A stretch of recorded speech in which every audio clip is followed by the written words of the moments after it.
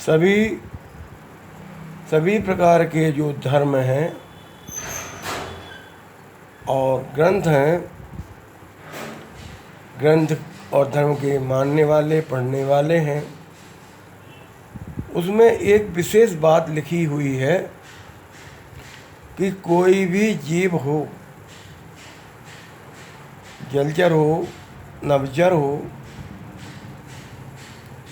या धरती पर विचरण करने वाले विभिन्न जीव, तो किसी भी जीवात्मा को यदि आपने सताया है, दुखाया है, परेशान किया है, तो आपको पाप का फल मिलेगा ही। खासकर उन जीवों को जो आपसे कभी बैर रखते ही नहीं हैं। ऐसे जीवों को यदि आपने अपने मतलब के लिए दुखित किया है, तो आप समझ लें कि आपने परमात्मा से बैर लिया है।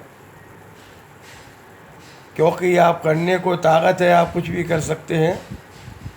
मनुष्य सबल होता है, मनुष्य योनि अच्छी होती है, लेकिन यदि आपने किसी जीवात्मा को जो कि बहुत सरल होती है और विचरण करती रहती है, तो आपने किसी को भी सताया, चाहे पशु हो, पक्षी हो, मनुष्य हो या समुद्री जीव हो, तो आपको उसको सताने का पाप लगेगा।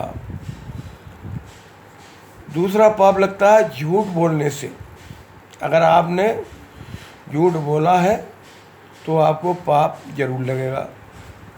सत्य बराबर तप नहीं, झूठ बराबर पाप। जाके हृदय सांच है, ताके हृदय आप। तो सत्यता का जो व्यवहार होता है, चाहे वो वाणी हो, कर्म हो, धर्म हो, सत्यता होती है। तो जो कोई सत्यता का पालन नहीं करता, झूठा व्यवहार करता है, उसके घर में आपने देखा होगा, इतिहास देख लो आप, कि लड़का अपंग पैदा हो जाएगा, अकाल मृत्यु सबसे ज़्यादा होगी, दंगा, कलेश, मारपीट, कत्ल, ये सारी चीज़ें होंगी।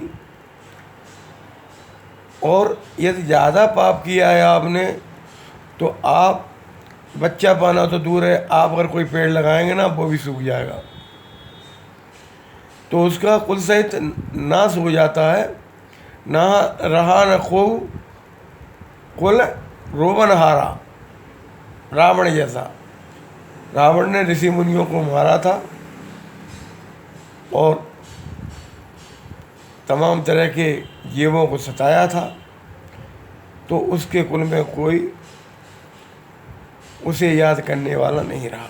ये होती है पाप का फल।